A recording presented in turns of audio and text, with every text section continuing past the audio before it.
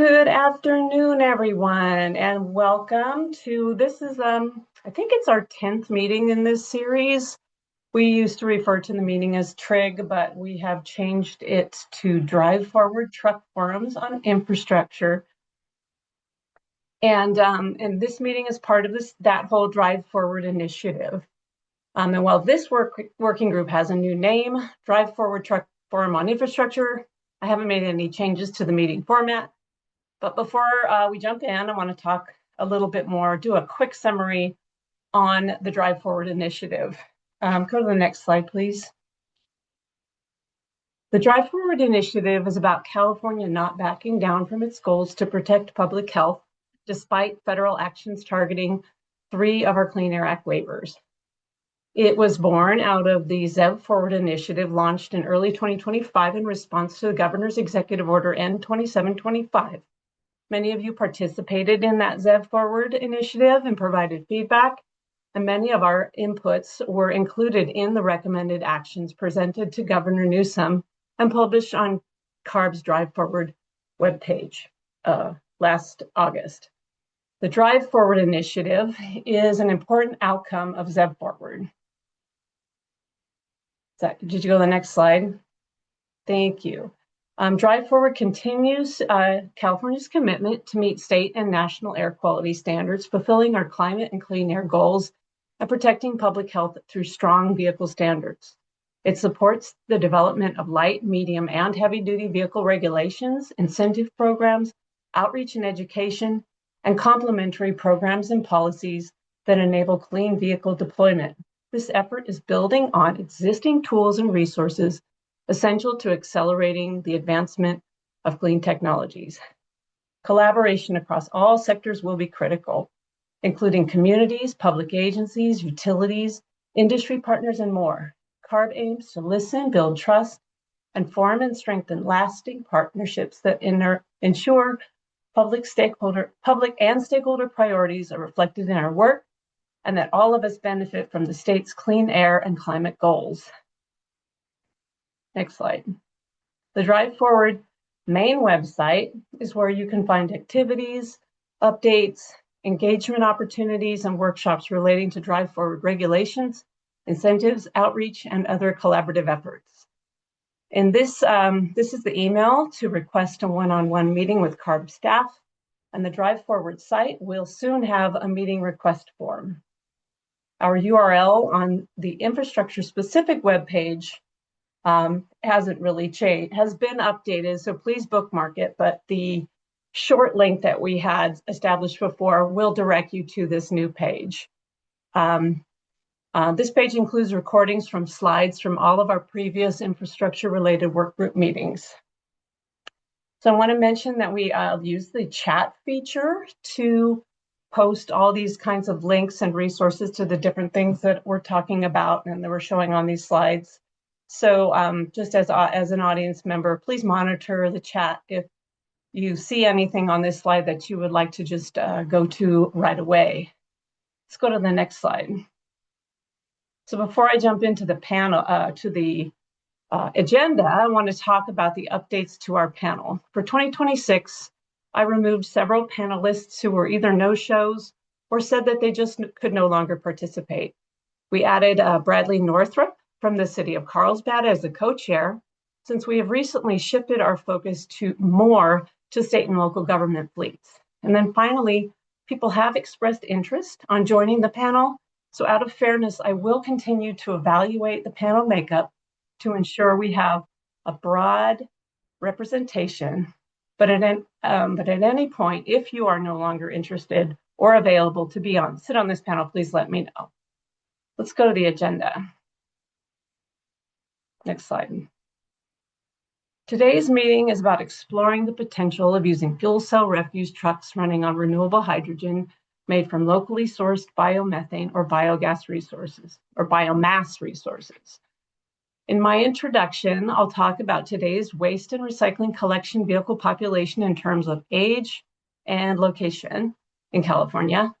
And then we'll hear from Symbio on their project with South Coast AQMD in developing a fuel cell refuse truck. And the next, Recology, is going to talk about what they're learning as they transition their fleet to alternative fuels, including zero emission. The third presentation from Raven SR will cover the hydrogen production plant that they're building atop a closed landfill in Richmond. And then we're going to close with Utility Global, presenting on their unique landfill gas to hydrogen production technology. We'll pause briefly for questions after each presentation. And then after that, we'll have a focused discussion with our panelists.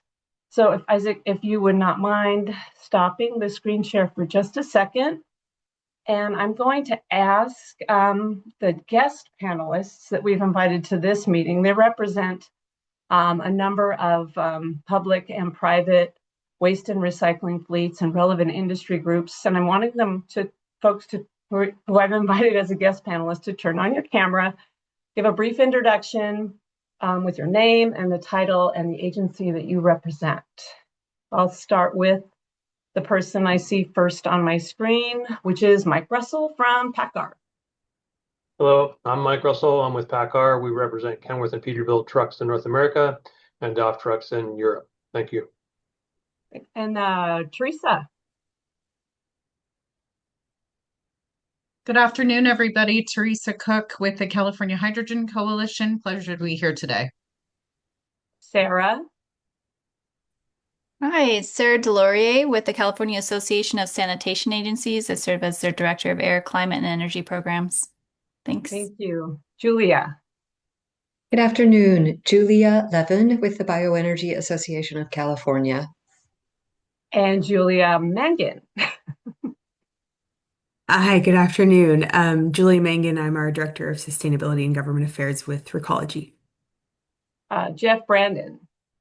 Hello, I'm Jeff Brandon. I'm a Senior Manager with Republic Services, focused on the EV operations team. Matt Murdoch.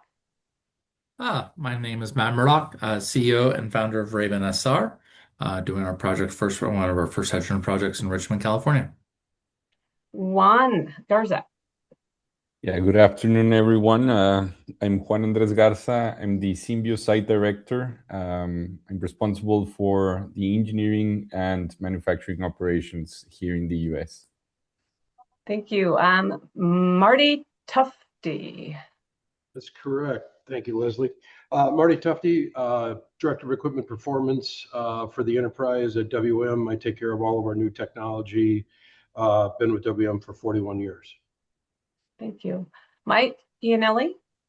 Hi, everyone. Mike Iannelli, Vice President of Business Development for Utility. We are developing a biogas to hydrogen plant in California and working towards developing projects on landfills. Thank you. Jamie Sims. Everybody, Jamie Sims with Love's Alternative Energy, RNG and hydrogen facilities in and around California. I think that is everyone. If there's somebody else who's new to this panel, you know, as a guest panelist today, turn on your mic and introduce yourself. I think we got everyone. Hi, Leslie. It's Jen Hamilton from the Hydrogen Fuel Cell Partnership. Oh, goodness, Jen. Thank you. First time on this panel, but thanks for the invitation. Thank you, Jen. Did I miss anyone else? Hi, Leslie. It's Cecile Buncio from the City of Los Angeles with LA Sanitation. So I'm one of the division managers overseeing the fleet purchases for our solid resources group. So we do our own trash pickups for our city residents. And also it's our team responsible for compliance with the state, local, state, and federal regulations. So it's our team providing compliance for ACF compliance with CARB. Thank you. Oh, beautiful. Thank you. Anyone else? All right, as you all can see, we have a really good group of guest panelists here who have a lot of experience in the waste collection and refuse industry. So I'm really delighted that you could all be here today and participate in the discussion and also share your insights. Let's go back to screen share. Oh my God, where's my thing? Sorry, thank you. And next slide. This is my brief presentation. I've asked our folks who have to run an MFAC data dump for me back in February to just find out what are all of the model years of solid waste collection vehicles that are in the DMV system that are represented in our MFAC database, and categorize them by years just to give a snapshot of the different types of vehicles that are solid waste collection vehicles that are in the system and the fuel sources that they're running on. I think the important thing that was brought to my attention is that the vehicle numbers, from maybe 2000 to 2010 are likely an overestimate, because the Department of Motor Vehicles doesn't require that public fleets re-register every year. They don't require annual re-registration. So they register once and they're in the system. So there could very likely be an overestimation of number of vehicles operating in the state. And I would almost like to think an overestimation of diesel vehicles as well. But we'll get into that in a second. Let's go to the next slide. This shows the solid waste collection vehicles by region. I sort of took the liberties and grouped out by region based on kind of a little bit of an understanding of maybe how our private fleets operate within different jurisdictions. So it really was just a guess, but it was a way to kind of look at maybe geographically, where we have mountain ranges separating parts of the state and that kind of thing, and what those vehicle populations look like. And it's obviously collected around population centers where you have more people, you've got more waste collection.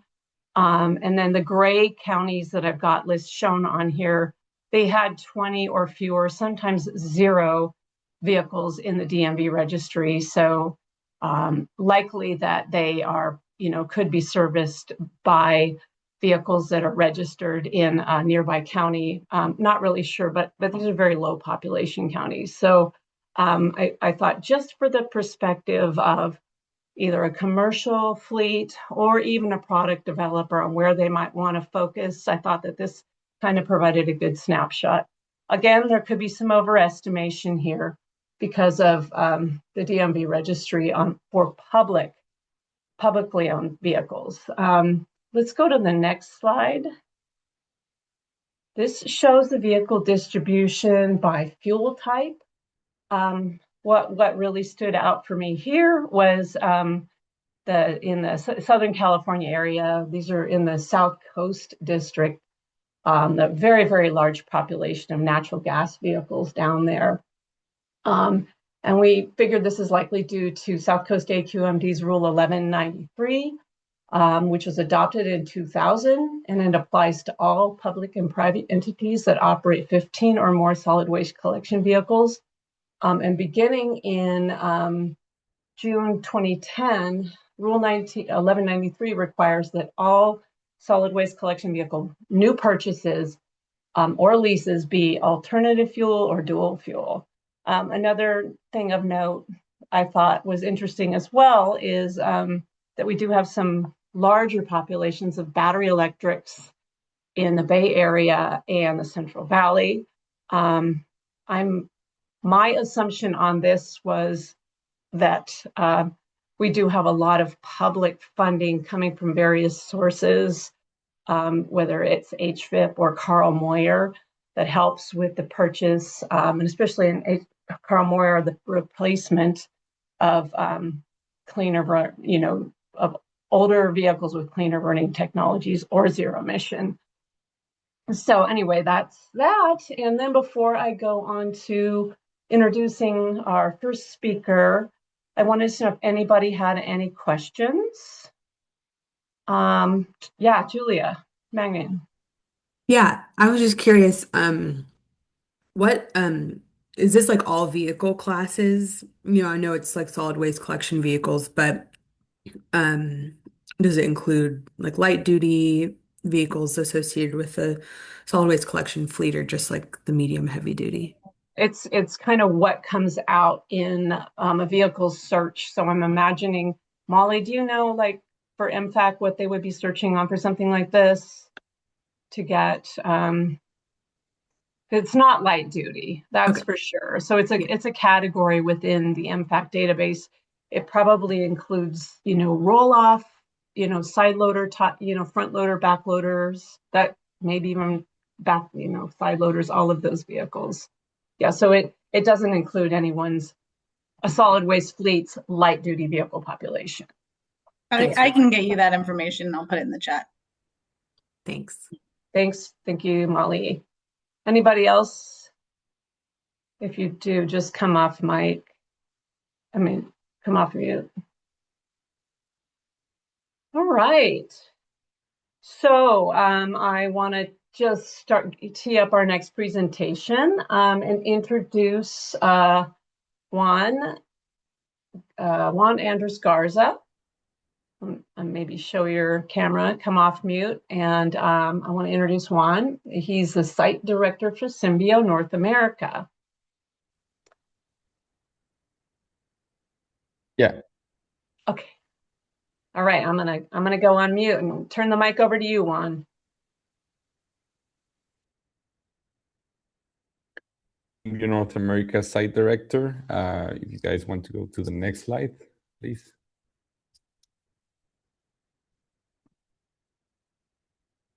Okay, so this is just a brief history about Symbio. So our story starts back in 2000 when Michelin engaged in the fuel cell business, mostly doing research on advanced materials. Then in 2010, Symbio was officially created or formally created. Then in 2019, Forvia joined Michelin as an equal shareholder of Symbio. Then 2021, we started operations in North America, in Poway. That was our first site. Then between 2022 and 2023, we got awarded 2 grants from the CEC. The first one intended to build 1 demo truck, demonstrate the fuel cell capability. This was with our previous technology. Then the second one in 2023, the second grant is intended for us to expand our manufacturing capability.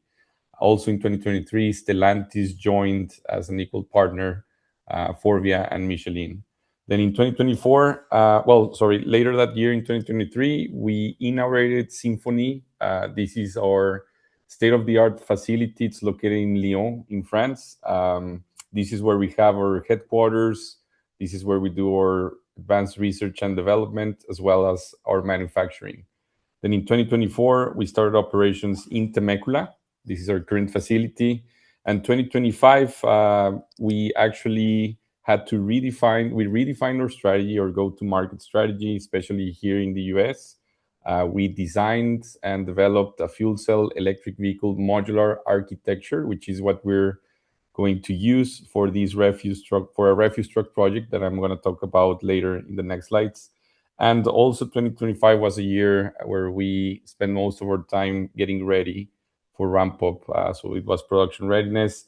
2026 is the year that we see as the start of the ramp up. Overall, we have more than 8 million kilometers, or about more than 6 million miles of on-road experience. Let's go to the next slide.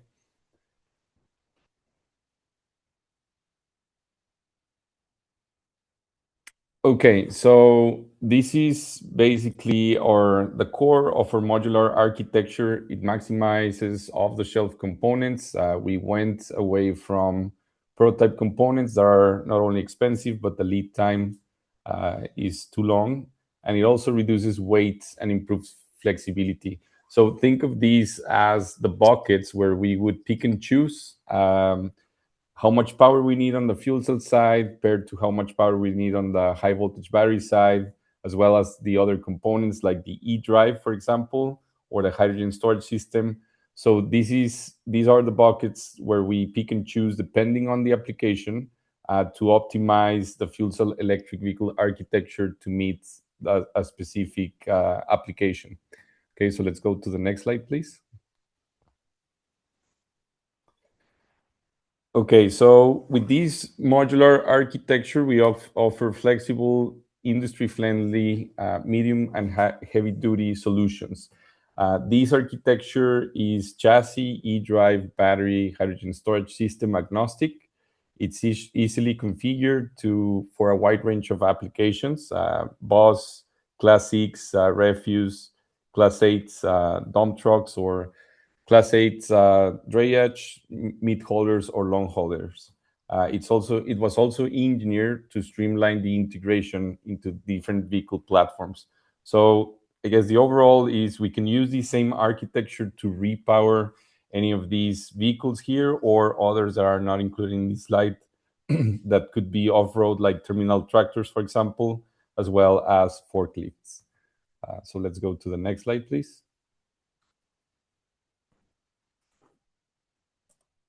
Okay, so these are just to give you an idea of, these are the high impact applications that we see so far.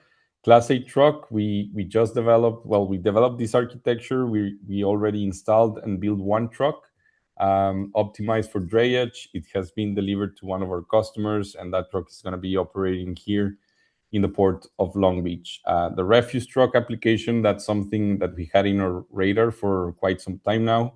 And we are about to execute a contract from AQMD so that we can develop this application. We also see a lot of potential on the transit bus application, as well as Class 6. Class 6 is something we've started investigating, we're exploring, but that would be the low priority for now, as we see a higher impact in Class 6, refuse, and transit buses. Okay, so let's go to the next slide, please. I won't spend much time on this slide and the next one, but this is just to give you an idea of the concepts where we basically reuse or use the same components, different configuration, to create different configurations so that we can optimize the fuel cell electric power system to meet in the most efficient way the application. So let's go to the next slide. And this is the refuse truck concept that again we're planning to develop using the AQMD grant. Again, same components. The nice thing about this modular architecture is that it's chassis agnostic, it's platform agnostic. So basically, we are rearranging the components to meet the different applications. So let's go to the next slide. And then upcoming projects. So the refuse truck project is the one we want to talk about. Key highlights. This project is intended to deploy a hydrogen fuel cell electric refuse truck. We would be demonstrating this truck for a 1-year period in the South Coast Air Basin through 4 different operators: Waste Management, CRNR, Riverside, and LA. Fueling will be done by Utility Global, and UCI would be dealing with the data collection and third-party validation. So why is this important? It has an immediate impact on NOx and PM elimination in this area.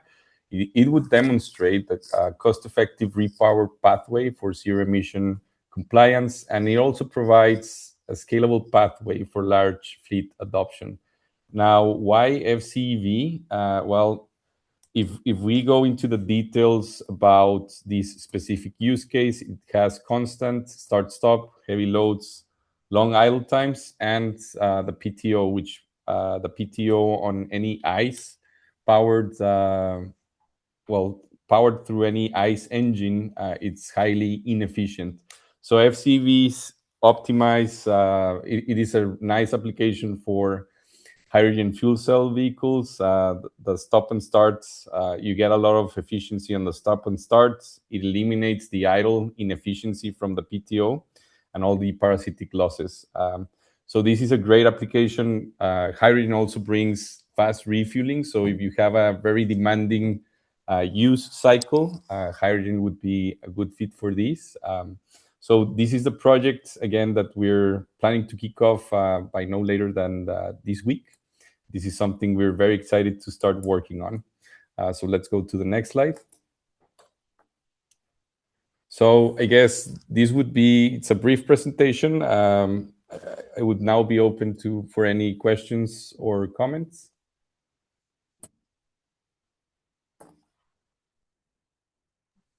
Time to stop screen share. Thanks, Isaac. This is where we open it up for our panelists to just use the raise hand feature if you have any questions for Juan. I see Lisa does. So does Sarah. So go ahead, Lisa.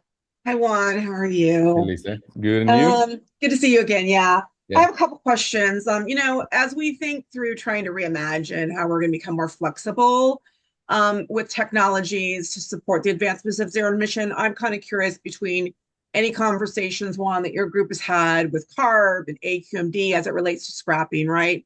You've got a solution that really provides maybe a solution for these operators with older than 2009 vehicles, and or maybe there's an incentive program. I'm curious to know if there's any discussions around the opportunity to take those potentially future scrap trucks and put them into a program that could be meaningful, knowing that we've got so many aged out trucks and not a solution for diesel in internal combustion engines yet today. Has there been any discussions? Yeah, so I mean that's a pretty good point. With a repower approach, you're right. You can repower used or new trucks, so it's no different. It would require some sort of refurbishment probably for older trucks, but it opens the door to repower, older trucks, not necessarily brand new. There's been some communication with AQMD.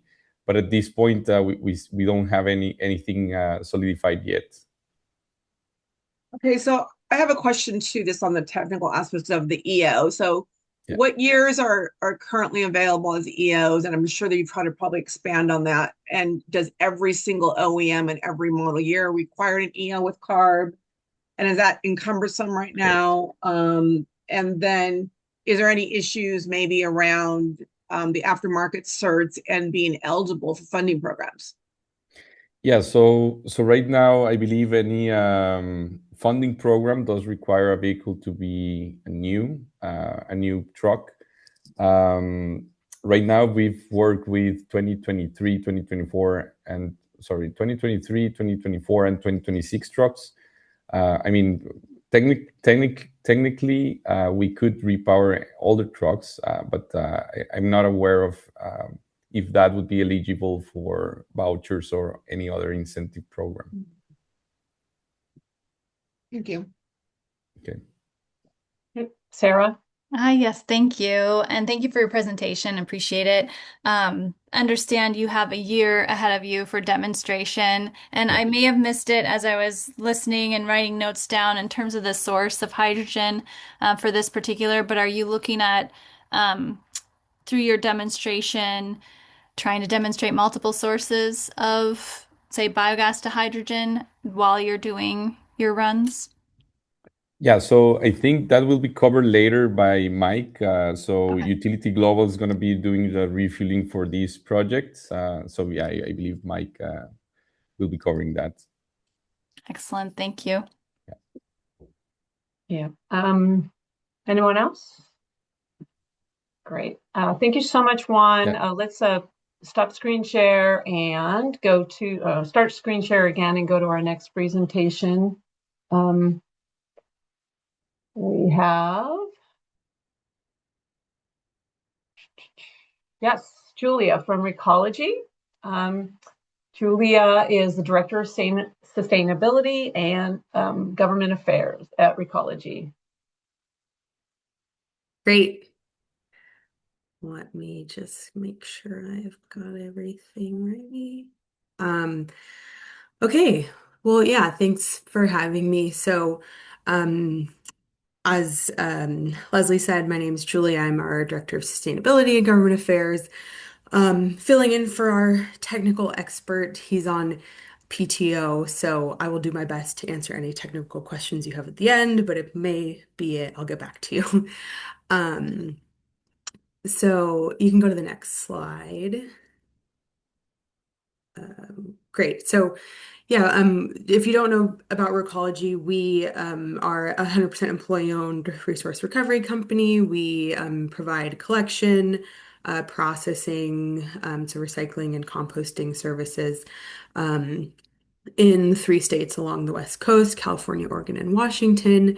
And in our footprint, we operate about 2,600 vehicles. This includes, light, medium, and heavy duty. And we have a target to power our vehicles and equipment with 95% renewable or alternative fuels by 2028. We have largely hit that target already, mostly by transitioning to renewable diesel and natural gas. And so we will be turning to ZEVs and have kind of already started to do that. So you can go to the next slide.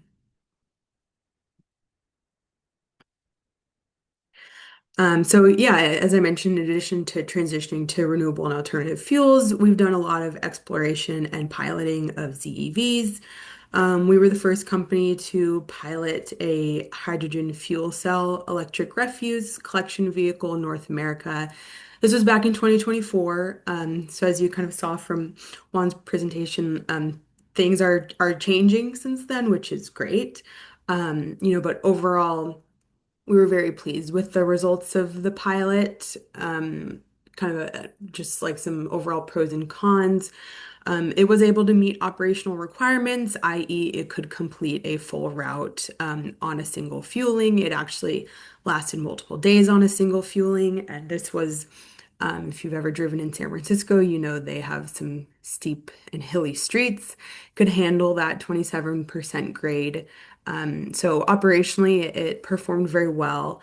Some of the challenges, this was a kind of first generation model, and so it was expensive. It was about 2 times the cost of a normal ICE vehicle. It was very large, as you can see from this photo here. It looks more like a bus than a garbage truck. We did still have a bit of a payload penalty, which, I'll talk a bit about that later on. The fueling on infrastructure was temporary. The pilot was not a long-term pilot, and so we were able to solve it just for the pilot, but we did not have like a permanent solution for that going forward. And then lastly, the company that made this technology is no longer in business today. We are happy to see others getting into and filling that gap in the market. Next slide. So yeah, in 2025, we also worked with the Center for Transportation and the Environment to evaluate transition options for our San Francisco fleet. And to give you a sense of the size, I mentioned we have about 2,600 vehicles in our fleet. San Francisco makes up, under 600 of that. So it's a sizable chunk of our fleet. And this assessment took several months and was, really conducted like a total cost of ownership assessment for a ZEV transition. I won't be able to share all the details, but I will just walk through some high level kind of findings. But in this assessment, we looked at like suitability assumptions. So what vehicles are available, how many of them are on the market, what customizations might be needed, because refuse does have kind of some specialty requirements. And then we developed suitability scores for each of our vehicle types. We also did a feasibility assessment that assessed like when can certain ZEVs meet operating requirements and are feasible for transition. So this looked at like duty cycles for each vehicle type, EV battery capacities, things like that. Cost obviously was a big factor. So we looked at vehicle cost, fuel cost, infrastructure costs, and created like a procurement schedule based on age, vehicle replacement, etc. And then again, just looking at facilities and infrastructure, charging and refueling requirements and all of that, again, focused on a single site. Next slide. So one kind of snapshot of the findings you'll see here is the feasibility assessment we did for battery electric vehicles. And we evaluated this against both nominal and strenuous requirements. So nominal operation is like your average mileage. strenuous operation is maximum mileage. And this table that you're seeing here is based on strenuous operations, since in our industry we are often operating at that max mileage or runtime per day, for maximum efficiency. So what you'll see here is that we had, a lot of the light duty and limited medium duty vehicles were kind of feasible at that strenuous requirement in the near term. Some heavy duty vehicles were nominally feasible at that strenuous requirement in later years. And then certain heavy duty vehicles and certain specialty vehicles just we said probably infeasible for battery electric, and fuel cell is better. This was I'd say probably a more conservative approach, but looking at it from a strenuous perspective, but that is more typically how we run our operations. So that's why we evaluate it that way. You can go to the next slide. And then just another high-level finding from this, through the total cost of ownership assessment, we found that doing a full ZEV fleet transition would result in a 27% increase in total fleet costs. So that's all in baked in costs. That's vehicles, that's infrastructure, that's fuel, that's energy, and I think. I'm not sure, if folks look at 27% and say like, oh, that's not that bad, or like, oh, that's a lot. For us, you know, like 25% or more increase in cost is a lot, especially, as a company that we are 100% employee owned, and our industry is, especially on the West Coast, is highly regulated, rate regulated. So we don't just have the ability to go and say, okay, we're going to raise, garbage rates like 27% to cover these costs. It is a challenge to do that. So that's certainly a factor in why it is so challenging to do this full transition. Next slide. So then the last thing I'll touch on is, I mentioned this earlier, is this concept of a payload penalty. This is another really key consideration for zero emission vehicles in the refuse industry. And I'm sure many of you know what a payload penalty, but if you don't, it's when, zero emission vehicle components, they increase the vehicle weight, the overall weight of the vehicle, which reduces the amount of cargo the truck can legally carry. So this matters in operations that are weight limited, not volume limited, which is why it's especially important for the waste industry, being weight limited. Because in these cases, like even modest increases can increase that like total cost per trip that we measure our operational efficiency against. So the key question is, can I perform the same work I'm doing now, or do I need to adjust my operation? And when you have a payload penalty, it means the truck can carry less materials than its diesel or CNG equivalent, and we need to adjust our operation. So BEVs, we've seen a large range of payload penalty. I'd say the 6-ton penalty was from like earlier generation models, kind of some of the first models we were piloting. Now we've seen down to like a 1.8-ton payload penalty, which is much better. And that's, just because the batteries are more heavy. If you're focused on range, you have to add on more batteries. So, that has made it challenging, but we've seen significant improvements from earlier models. And then with hydrogen fuel cell EVs, the one truck that we've tested had a 2.8-ton payload penalty, which, for a first generation model isn't bad. I think, that can be improved upon. And I think we're hopeful that as that technology develops, that will drop a bit, because it does not have that same issue with like needing to add more to get the same to meet range requirements. It already met range requirements.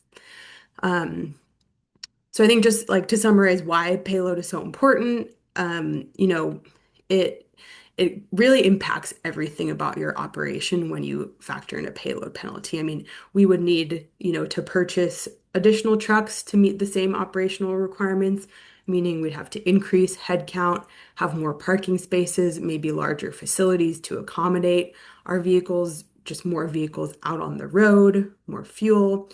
You get it. And so that's been a big focus for us and in the industry. And I think, we see a lot of promise in the hydrogen fuel cell space. So looking forward to learning more from my counterparts parts and others in the presentation. Thanks.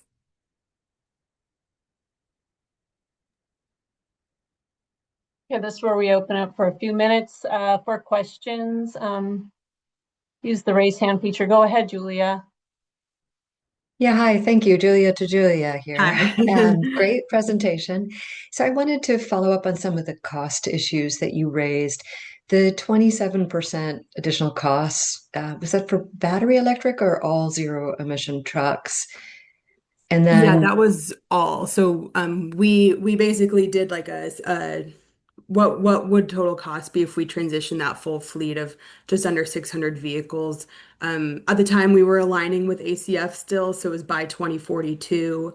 And that was a mix of battery electric and hydrogen. And really it was, doing battery electric, focusing on like light duty vehicles, first, kind of then ramping up, and then, by like probably 2032 and later, like doing a mix of both battery and hydrogen. okay. And was that based on the purchase price only or also the operations management fuel? So it's the whole Total sort of life cost. cycle costs. Yeah. Okay. And did that also include any sort of incentives, purchase incentives or tax incentives? I don't know. I don't believe that included yeah, like getting, funding for the purchase. So I think it was just like flat costs. Great. Yeah. Thank you. Yeah. Good questions. Anybody else have a question for Julia M? Right. Oh, Lisa.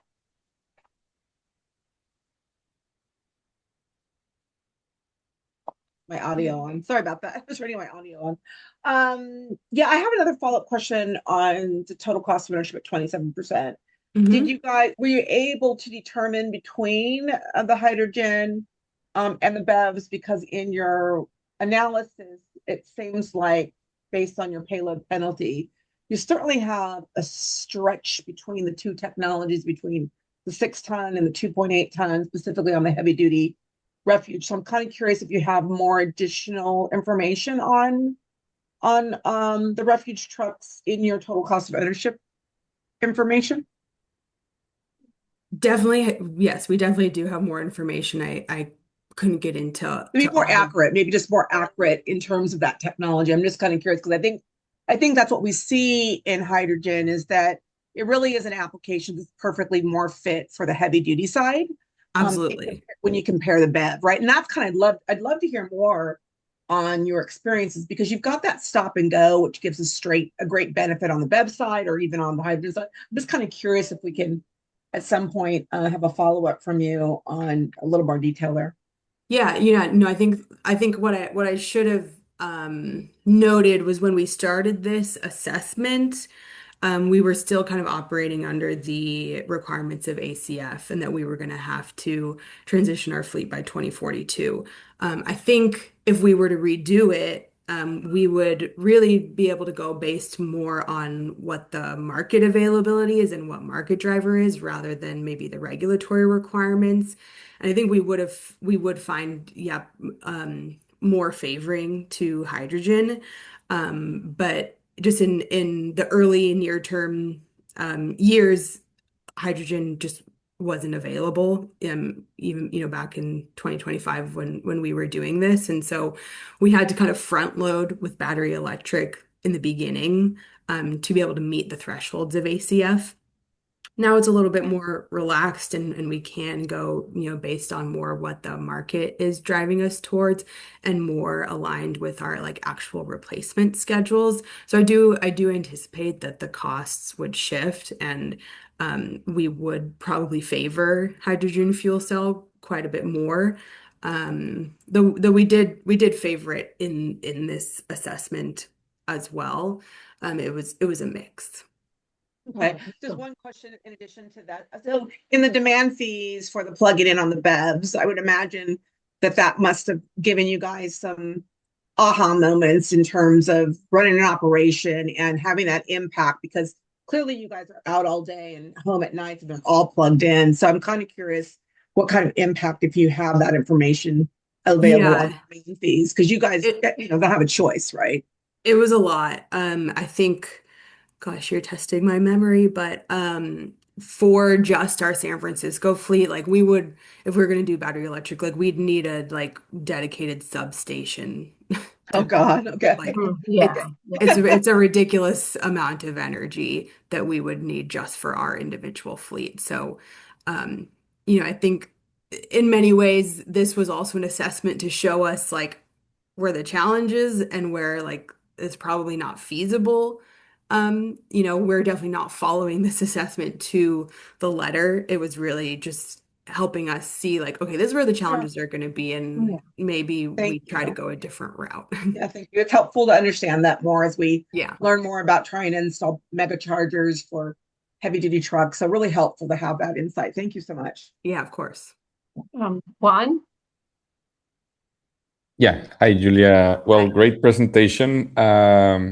Well, yeah, so more than a question, it's it's more of a comment, I would guess, but if you're open to have a conversation so that we can update maybe some of your assumptions. I was thinking we might want to, we could even save that to the very end, Okay, but I do perfect. think that's a good connection Yes. to establish. Absolutely. Absolutely. Yeah. We're not married to these assumptions. I expect, and that's the challenge with doing these, point in time assessments is the market changes, new technology develops, costs change, et cetera. And so really it's just kind of a foundation for us to build on, recognizing that, a year later, that assessment is probably maybe not, does not have good data anymore. And we can go back and update it. Moving.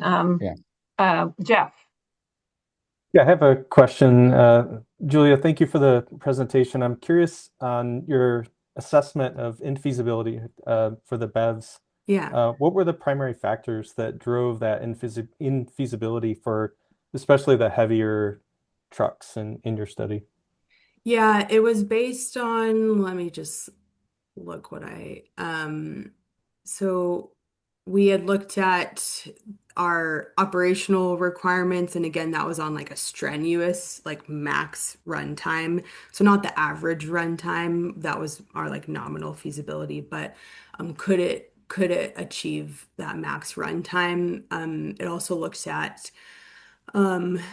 fuel economy, I think different battery capacities. There were a number of things, and I have a more like detailed version of that I'd be happy to share. I'm thinking there's so much great stuff. Yeah. I'm thinking, Julia, what we might want to do is if the other folks, the fleet people, are interested in having like another meeting of just a smaller group to talk about this a little bit more. The technology developers, the field developers, because there's just, I think, like you're saying, your technical person isn't here. That might be a really cool opportunity for you to have a conversation, either develop one-on-ones or maybe circle back with me if folks would be interested in having more of a discussion on more of the nuts and bolts of what you discovered and how you might do if you were able to do another study, how might you do it differently, or what might you add? Damon. Thank you, Leslie. Yeah, I was just going to say I would love to see the details of that study. So right as you were talking about that, second meeting, yeah, I'm totally supportive of that. All right, I really need to keep things moving because I am way behind schedule here. I want to go to our next presenter, Isaac. Yeah. This is Matt Murdoch. He's from Raven SR. I will let him introduce himself. If you could try to keep your presentation down to 10 minutes, that would be fabulous. You bet. So, as I said at the very beginning, my name is Matt Murdoch, CEO of Raven SR.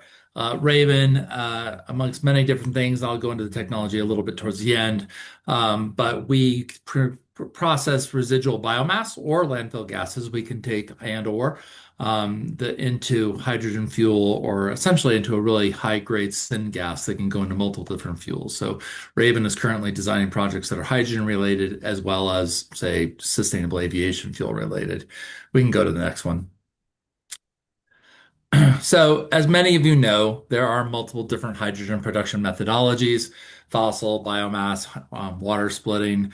The advantage of using biomass is that there's actually additional benefits that come from that. Not only are we looking at, in this instance, driving forward and using waste management trucks or landfilling trucks into hydrogen, but we're actually can produce the fuel right near where the demand is.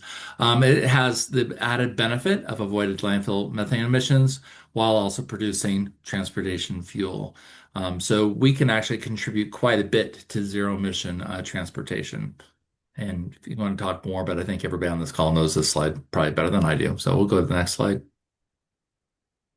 There are a lot of climate benefits from processing. Fossil fuels, carbon intensity is a really great way to measure the effectiveness of that fuel. As you can see in this graph, lots of ways to get to zero. By actually processing biomass, we can get below zero.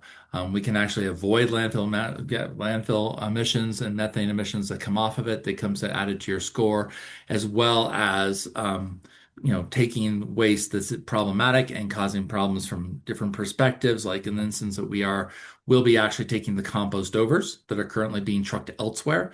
And so we'll be able to process those into a fuel on location, which actually will complement Republic Services operations in Richmond. You can go to the next slide. The benefits, as I said, are quite significant.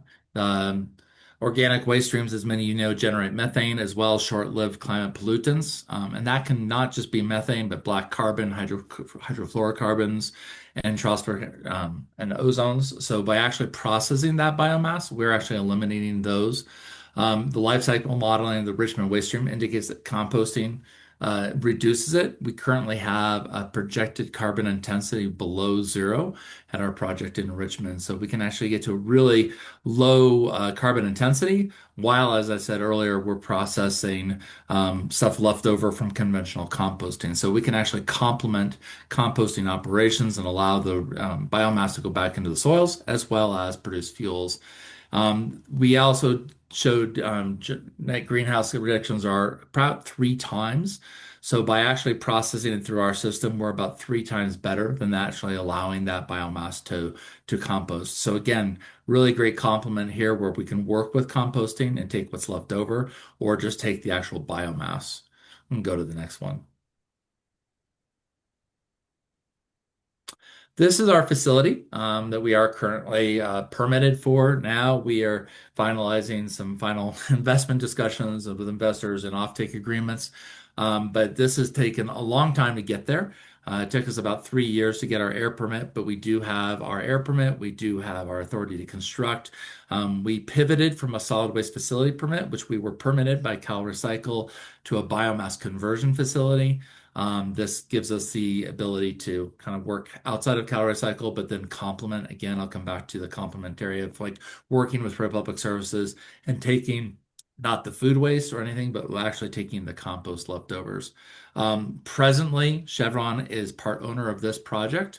And we're also working in the Republic Services field. We're looking for other off-takers, but we will be producing about 7,000 kilos a day, about 345 days per year, and taking green and wood waste. And we have all our pairing. It's a real project, essentially. In other words, it's really happening, just a little longer than I wanted it to. You can go to the next slide.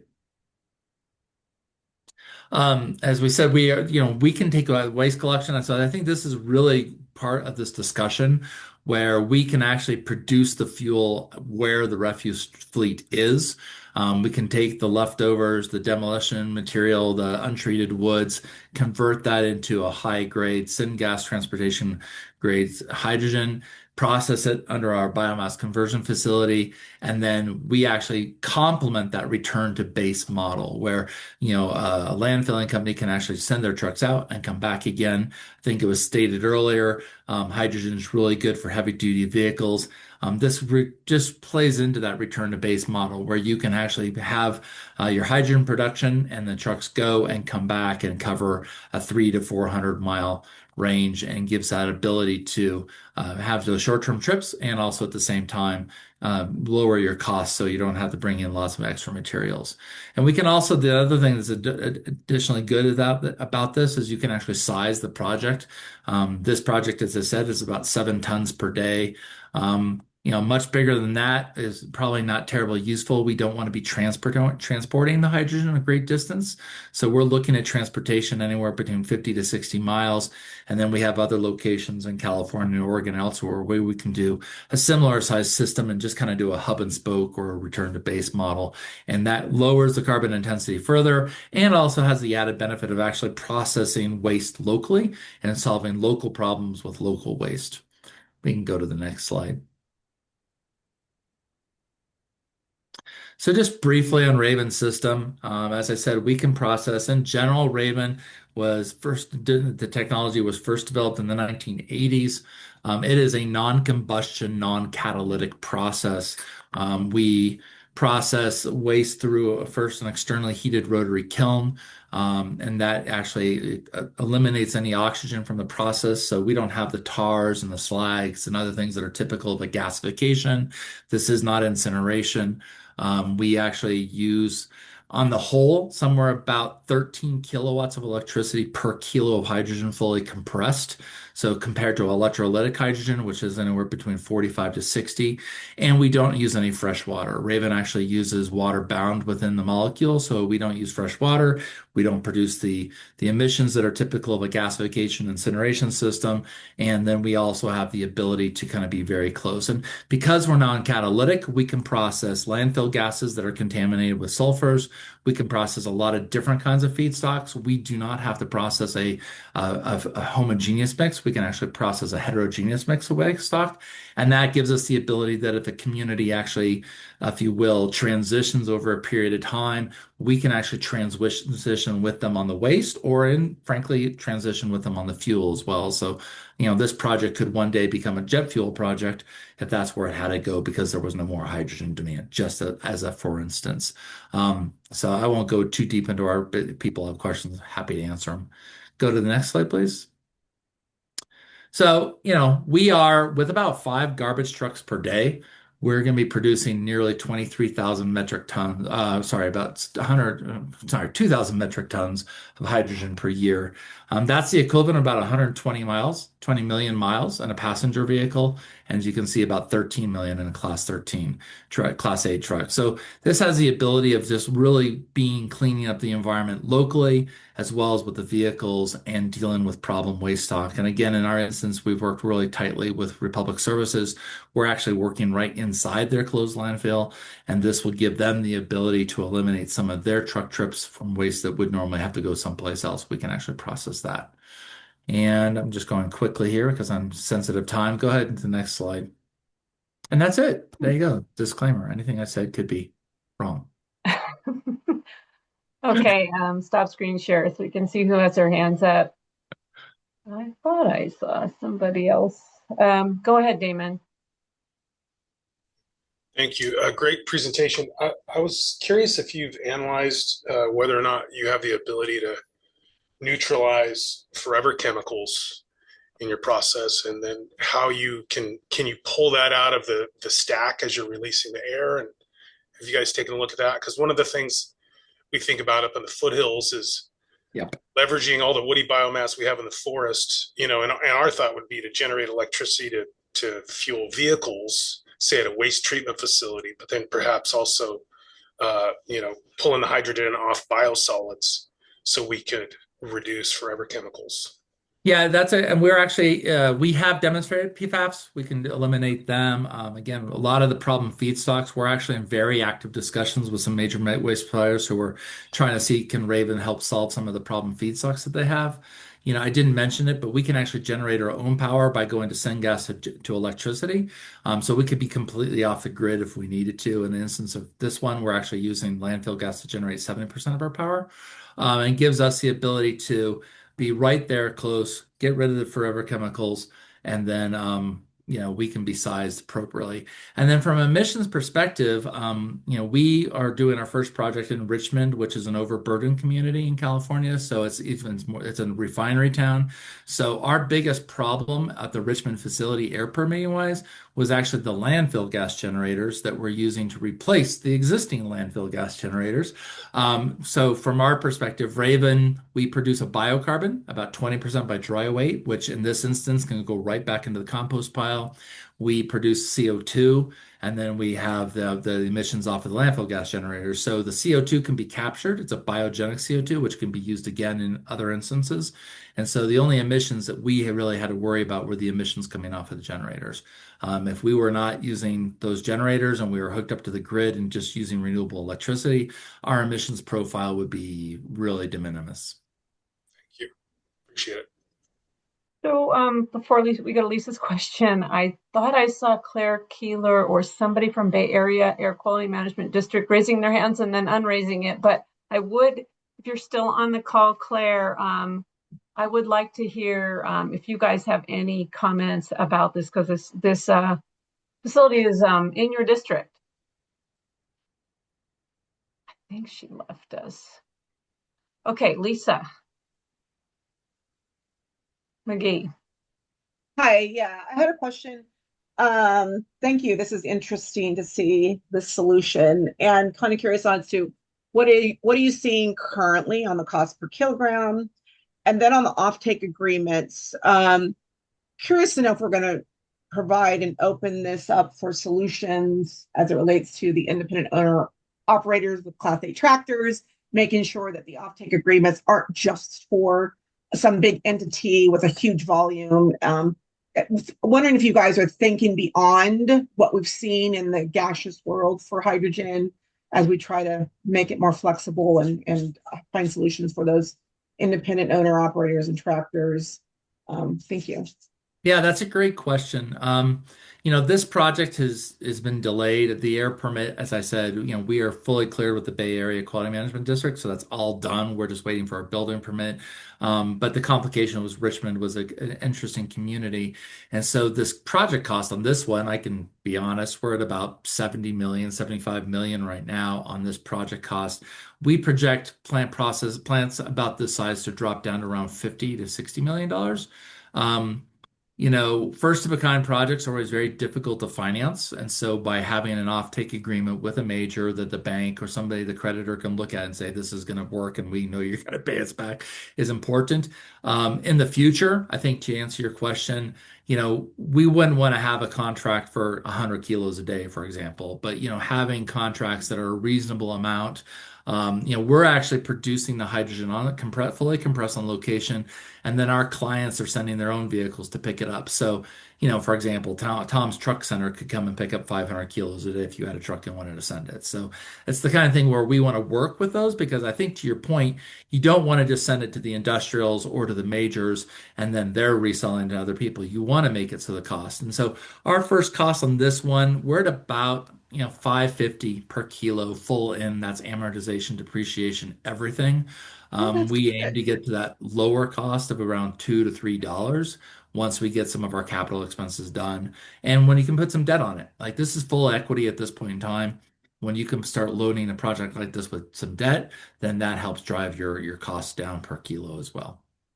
Oh, super exciting. Well, I appreciate it. I have one last question. What's the footprint size on the infrastructure that you have right now for the 7 tons? I'm sorry, what was that question?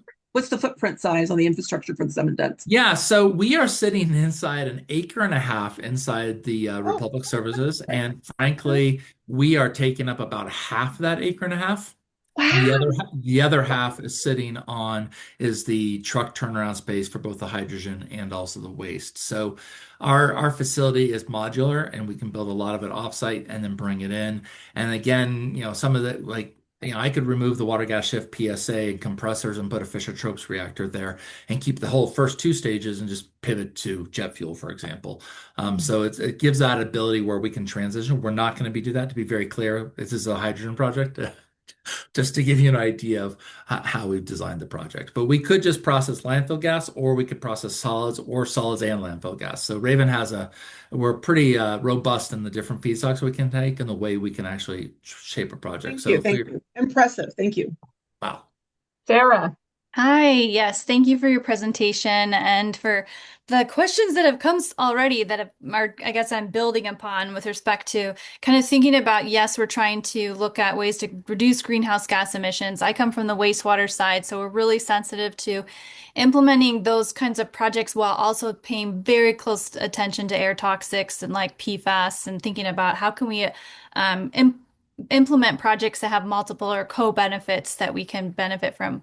And so this question around PFAS is one that's I'm very curious about, and maybe it's too much to talk about here, but I did notice in the slide it said lower temps, and for us we've been investigating this for years and looking at it really takes time, temperature, turbulence to get rid of your PFAS, and even the methods to measure that PFAS are not reliable right now. So we're still trying to work through all these uncertainties. So I guess I'm curious as to what maybe you used to look at those, or I don't even think Bay Area would be looking at PFAS right now anyway, for air, because yeah. So to go back, if you go back when you get a chance to look at the slide, the way Raven works presently is we use two reactors. The first stage reactor is a rotary kiln that takes the solids. From there, raw syngas goes into the second stage reformer. That operates at a much higher temperature. So the first stage reformer is lower, and we're not having the tars and the slag. It's a anaerobic environment, so we're not, it's a reductive chemistry going on. The second one, again, no catalyst. It's again electrically heated, but much higher temperatures, and the residence time is higher, and the turbulence is higher. So to answer your question, the PFAS get destroyed in the second stage reformer, not the first stage reformer. But that's where, when we get out of the second stage reformer, we have a fairly consistent syngas regardless of feedstock. The quantity of syngas changes by the feedstock. So a plastics, for example, I know it's a bad word, but produces a lot more syngas, and a woody biomass produces less syngas, but the quality of syngas remains the same. And that's where Raven's kind of like, we're really good at making syngas. And then we go into the third stage reformer. Okay. All right. Thank you. Yeah. Fantastic conversation, and I think it is kind of touching on some of the discussions that we're planning on having later anyway. So I want to get to our last presentation. Isaac, if you could share a screen, that would be fantastic. Introducing Mike Iannelli. He's the Vice President of Global Biogas for Utility Global. Take it away, Mike. Thanks. Yeah, good to be last, hopefully here, standing between you and something, I'm sure. Let's follow up from Matt's great discussion on hydrogen production to talk about a slightly different technology for producing hydrogen. And I'll stop and pause on this very first page. This is going to be the only, I promise, technical discussion as to how this works. But we do make hydrogen. Utility makes hydrogen from water, but we do that without electricity.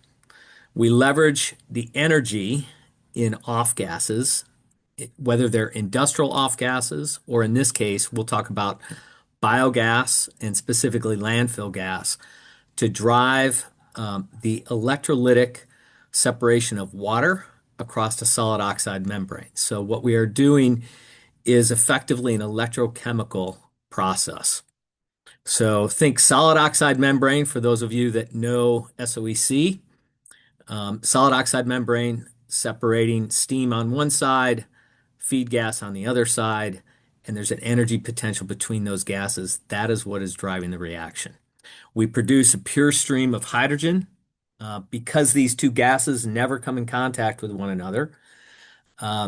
Our back end cleanup is quite simple. It's very similar to what an electrolyzer would have. In fact, it's exactly the same. We simply knock out moisture from that hydrogen and we can get fuel cell grade relatively easily. And then, as Matt indicated, because we're working with biogenic gases, we have an off gas from this process as well, concentrated CO2 with whatever other inerts may flow into the reactor. That can be released to atmosphere because it is not impacting the carbon score.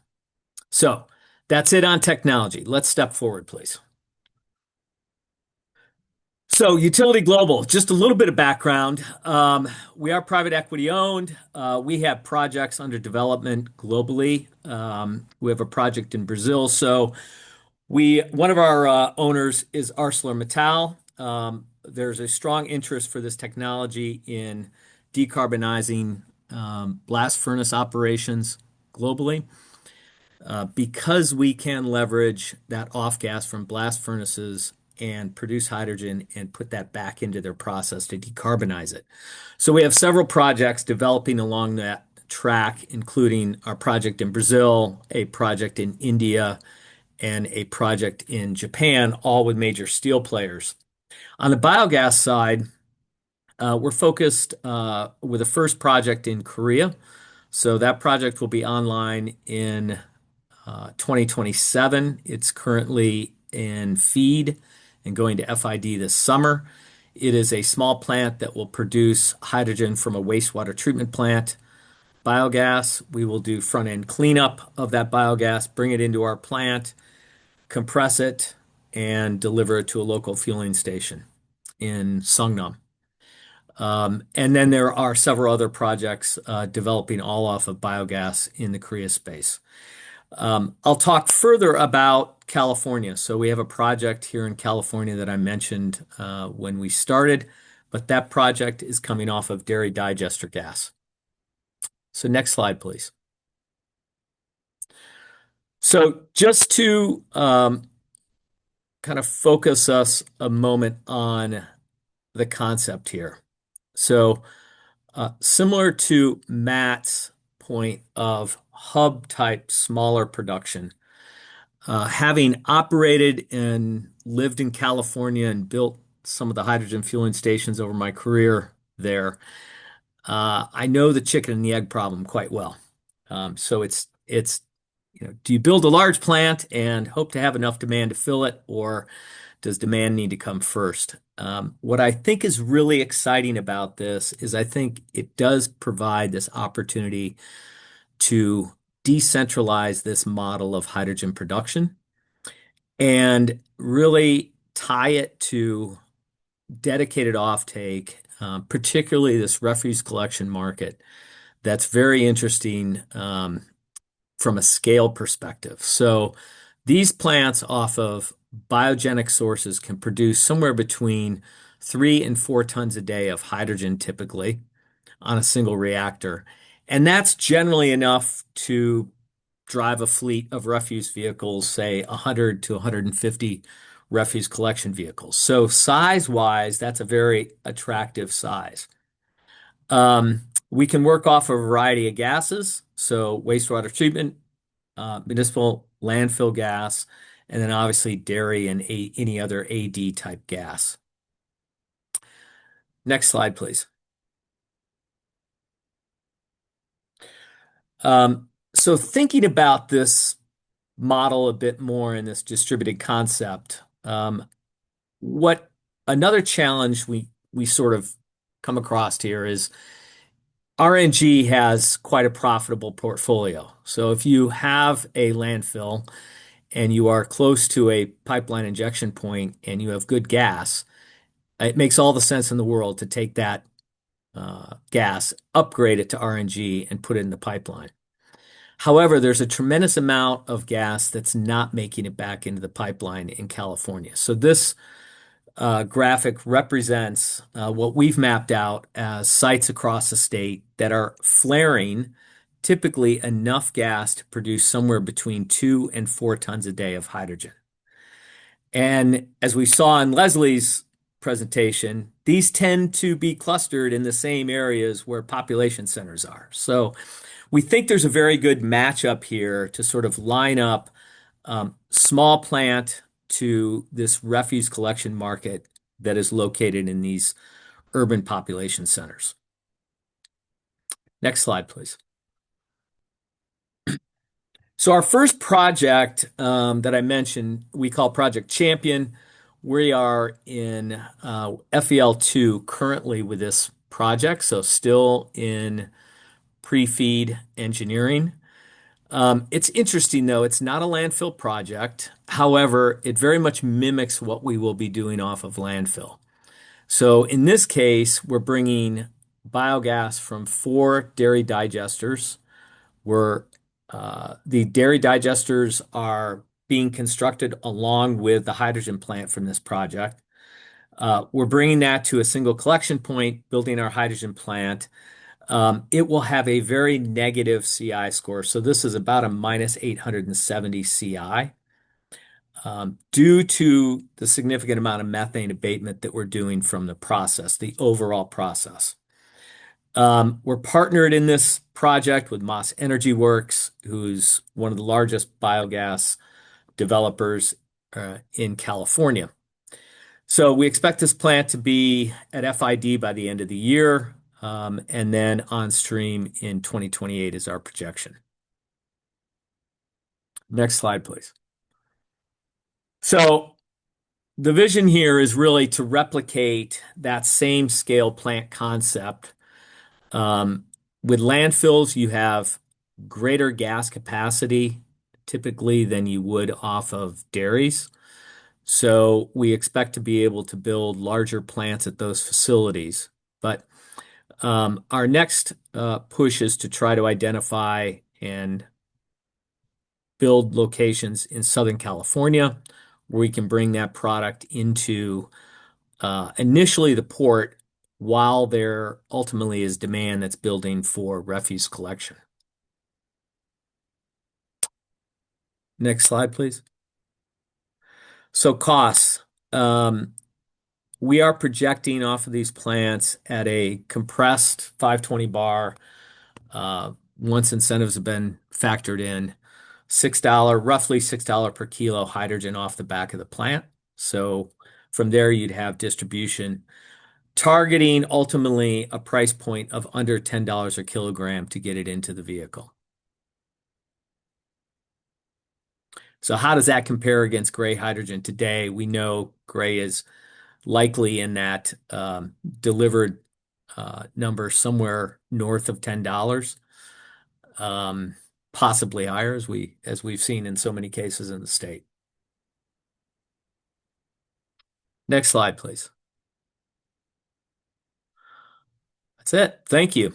Okay, Mike, I want you to go to the previous slide just for a second, because you mentioned the lack of with incentives, without incentives, because I know you're looking at a pretty low or negative CI. So yeah, that needs to get factored in this conversation. What are we talking about here? Yeah, post incentive. So generally, the reason, look, we are covering on the Project Champion, we are covering CapEx for 4 dairy digesters in conjunction with the CapEx of the plant. So even though we have an incredibly beneficial LCFS credit, we have a lot of CapEx for the scale of plant, right? So we're only making about 3,000 kilos in this plant. When you factor in all of that CapEx, it's close to $80 million. Okay, so this is numbers from your facility here. So it's that facility. But then if you translate that onto a landfill flips that story a little bit. The CapEx becomes significantly less, but your CI score goes up, right? So we're probably on our CI off of a landfill somewhere around 15 to 17 on a landfill. Okay. So you don't get the incentive kick that you would with the LCFS. All right, that would be interesting to explore that a little bit more. Okay, I think we are done. Does anybody have questions for Mike? before we go to general questions?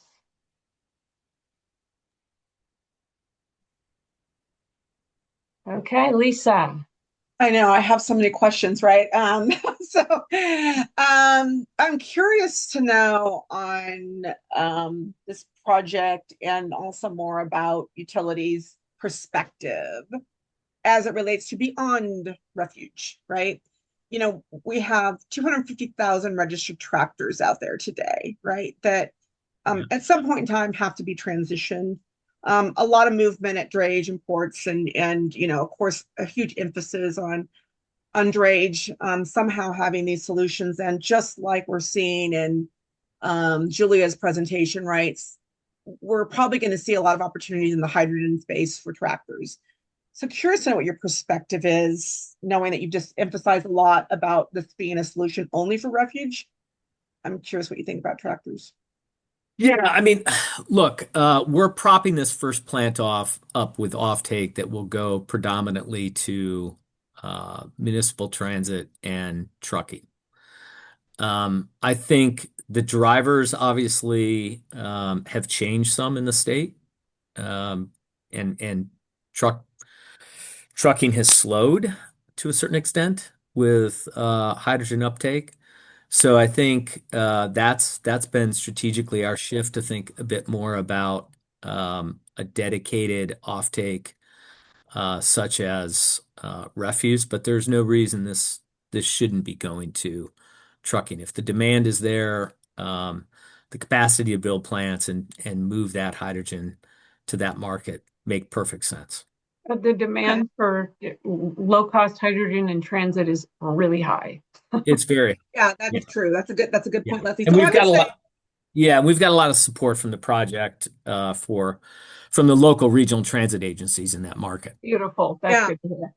So just to expand on that, so I just want to kind of point to the fact that in the last 6 months, there was about 1,000 Teslas sold, right? They're all tractors right now. And we know that Nikola went away earlier in 2025, but Hyundai is here, right? And Hyundai is a solution for the tractor. We just heard from Symbiom today. So I just really think we lost traction in 2025, but you know, there was over 250 fuel cell hydrogen trucks in the HVIP pipeline. So I just don't want you to forget. And about 100 of those went to Tesla as a transfer.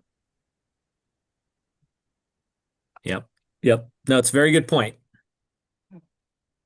Making my Twitch. Sam. Yeah, thank you, and thanks, Mike, for your presentation. I was really interested in seeing the slide you had on the 140 sites across the state. I'm working on some research right now related to port electrification, and did a similar mapping exercise and found that about 90% of major operational wastewater treatment plants across the country are located within 3 kilometers of a major port. And so kind of like piggybacking off of Lisa's question around, you know, how could this technology be, or how could, you know, the waste to hydrogen be expanded and used in other sectors? I mean, I think it would be really helpful to have information publicly available if possible, similar to the map that you showed around like what the potential is for you know, for fuel development at these places. And I think that could maybe shift some of the conversation that we're having, especially like in the, you know, environmentalist and NGO space, community space. I think a lot of people are rightfully weary of hydrogen given where as a transportation fuel, given, you know, predominant production methods today. But when we look at, you know, shedding light on what the potential for avoided methane, you know, waste to hydrogen is across the state, I think could be really helpful in helping those conversations to be a little bit more grounded in fact and just generally productive. I think a lot of people forget that methane is not just a huge contributor to climate change, but it's also a precursor for methane or for ground level ozone. So, you know, just adding those pieces to the conversation, and really, reaching out to local community groups, bring folks in as soon as possible, I think it'd be really helpful. But I would love to have the data behind this map, and was excited to hear your presentation. Thank you. Yeah, thanks. I would love to Just circle to back with comment you on that. on that one, Matt, on Sam as well. Just to comment, Sam, on your wastewater treatment plant thing. We are doing quite a bit in Korea in wastewater treatment plants because so much of their plants do not leverage that biogas for energy, whereas in California specifically, most of the majors, well, really almost all, are generating power because power is just so expensive in the state. And they're leveraging that to offset their local use of power. So it's very difficult to do conversion projects to hydrogen when you have that cost that you have to overcome, right? That trade-off cost. So that's the difference. Every market seems to be a little bit different, and it all very much depends on power and the maturity of the technology that they're using. Highest and best used. Sarah. Yeah, that almost felt like a segue. I represent 90% of the Seward population in California. And so, yes, you're right. Most of our wastewater treatment plants actually treat solids through anaerobic digestion and generate the biogas, collect it, utilize it on site for our own resilience, right? And really trying to prevent emissions. However, with Senate Bill 1383, we could be receiving all of the divertible and digestible food waste because the capacity that we have available in our anaerobic digesters, because industry's changed, right? And we don't receive as much loading, so we could actually receive that food waste. So that additional biogas is something that, we look at as, hey, can we utilize this in different ways, or do we still have capacity or demand to meet? So definitely interested in looking at ways to demonstrate how we could utilize that additional biogas, because right now within the language, it really limits our own ability to use that biogas for our own fuel use. But for other fleet vehicles, and if we could show and demonstrate wastewater biogas to hydrogen in a reliable way, that would be great. That's what we would like a relationship or partnership to do, but we still really want to keep on to what we can for our own resilience just because of the grid demands. I think it was mentioned earlier with the different data centers coming online, electrification.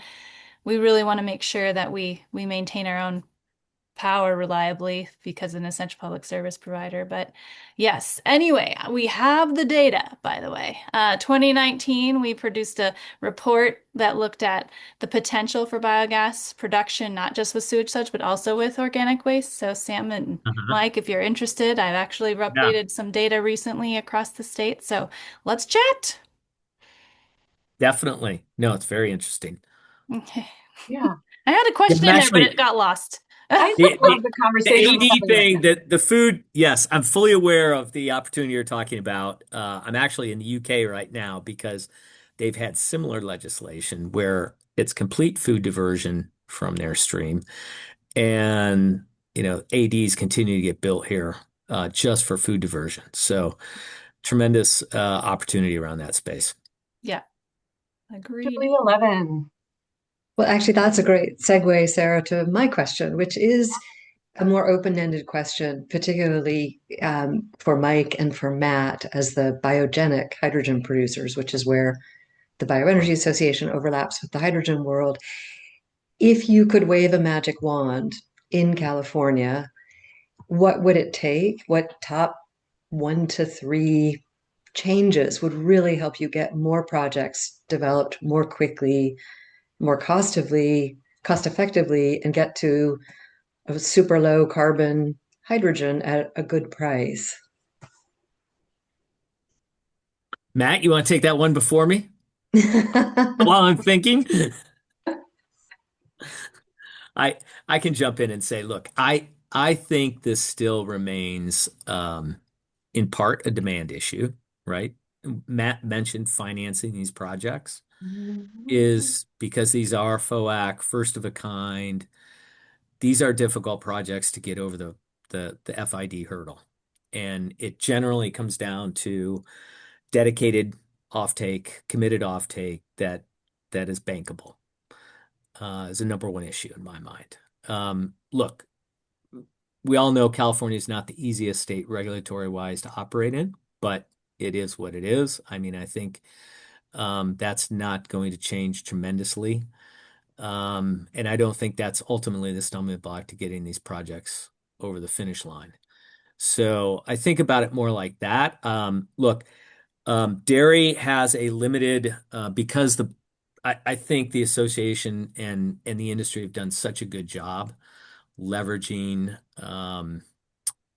dairy waste to energy. I mean, there is limited opportunity, I would say, in that space. So it's really focusing on probably more the landfill space and some of the other disparate AD sources that are going to be the opportunity to look at.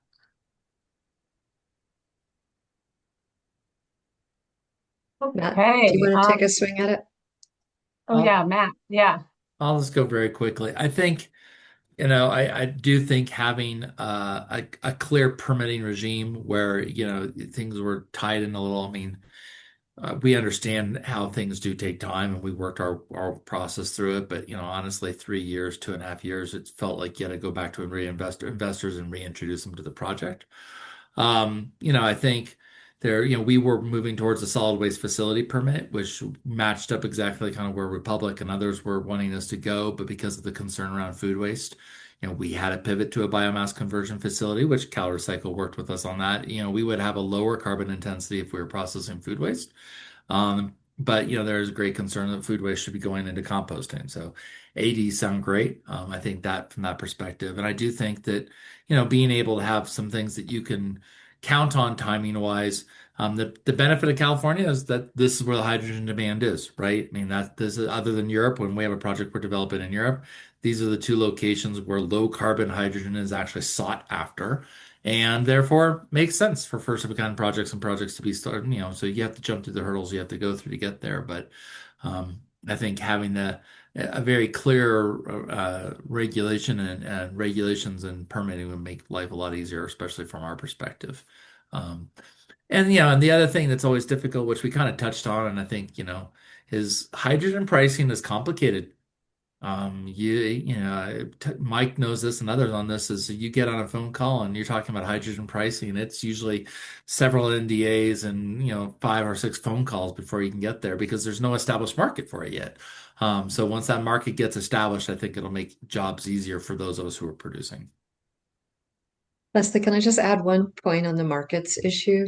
The Bioenergy Association of California and the California Hydrogen Business Council together are sponsoring legislation this year.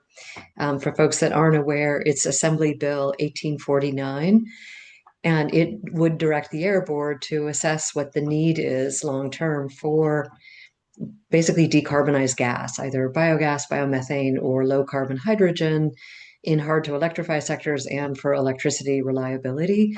And the goal is really to start to lay the groundwork for exactly what Matt just pointed out, which is, there's a clear pathway under the low carbon fuel standard. There's a clear pathway under the RPS, although somewhat less helpful because that's not carbon intensity based.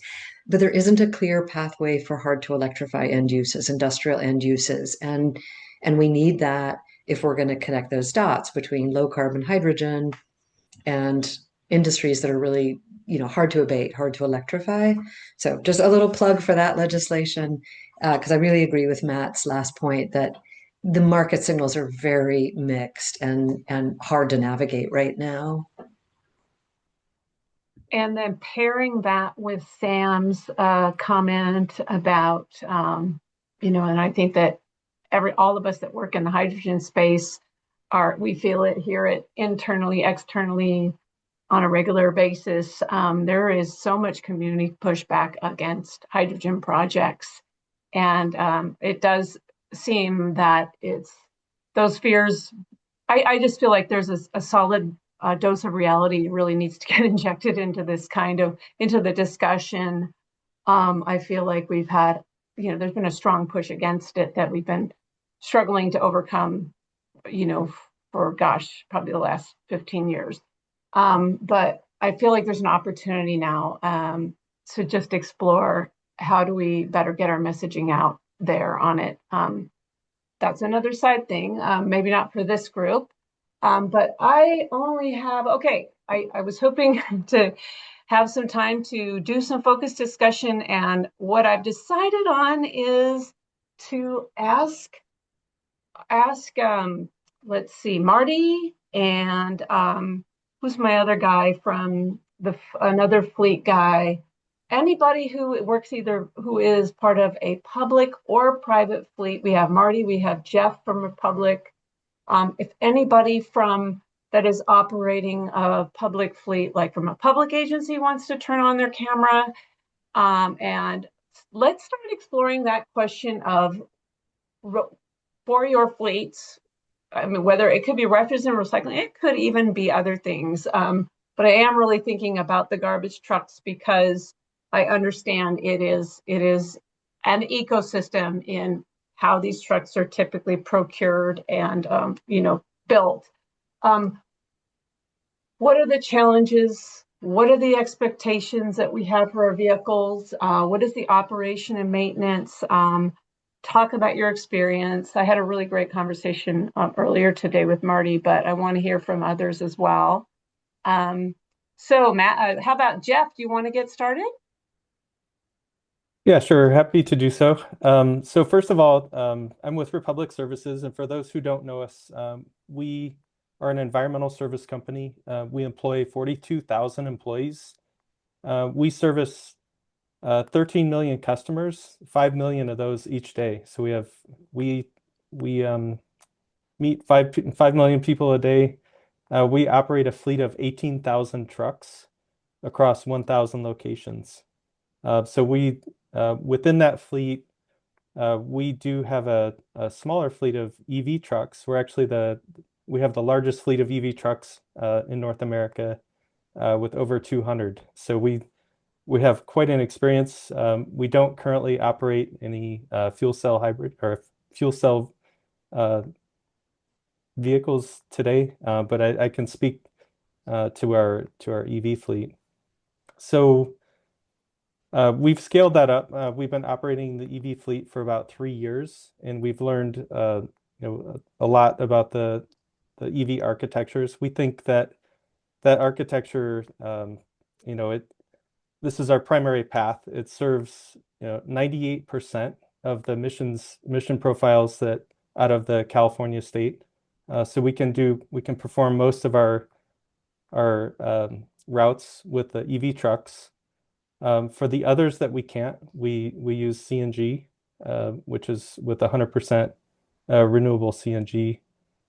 So I guess broadly speaking, we've learned a lot, and I think it's a very complementary technology to stepping into the fuel cell vehicles one day, which we're completely open to. We had a pilot scheduled with one of the fuel cell OEMs last year, and unfortunately we couldn't see that because they went bankrupt towards the end of the 2024. So yeah, we all know what happened there. Could you speak a little bit about your experience as far as is your team doing their own O&M on this, or Yeah, so we have a third-party O&M okay. that monitors our EV charging. Okay. That monitor your EV chargers? Yep, we have a separate group that monitors the chargers. What about the trucks? My team leads that. So we manage the trucks. Yep.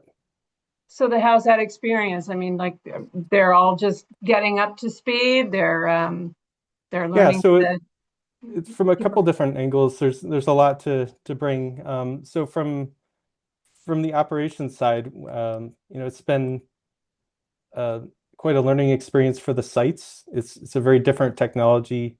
Yeah. How do they operate, the EVs? How do they service the EVs? There's bringing up the service base who are, very versed in diesel.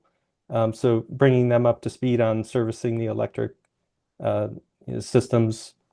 There's training the drivers, getting buy-in from the drivers. This is really where the rubber meets the road, and the success is made or lost because these people, this is their office. So it's training the drivers, making sure they're fully supported. We've seen really good success with, these aren't your typical EV customers that, that operate the trucks. And, we see quite a positive, experience and feedback. There's no vibration, no heat from an engine in the middle. Our trucks are fully designed to be EV, so there's ergonomics are improved. There's additional safety features on board. So our drivers' acceptance has been really important. That's awesome. And then, from the operations side,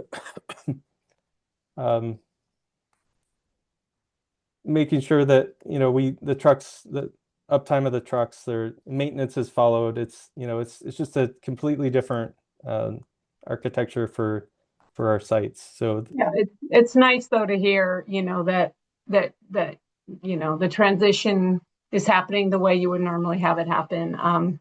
I want to make sure we have time to hear from Marty from Waste Management. Yeah, so we ran the H2 pilots, with the original Hyzon. We have other projects going on right now. And again, just keeping in mind that these are grant trucks is the term I use on these things because they are expensive. Julie, I thought your presentation was very good. And Leslie, I think another call so we could potentially get into more detail there because it's really hard to put a number on that.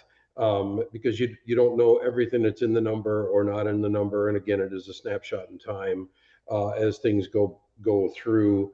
We need hydrogen is interesting because there's a fair amount of competition in the space for the energy. Unlike BEV, where utilities you're dealing with who you don't have a whole lot of control over. So from our perspective, we'd like to see some more certainty around that when we sign long-term contracts. It would make more sense to, have some a little more stability around those and what are the protections that are in place.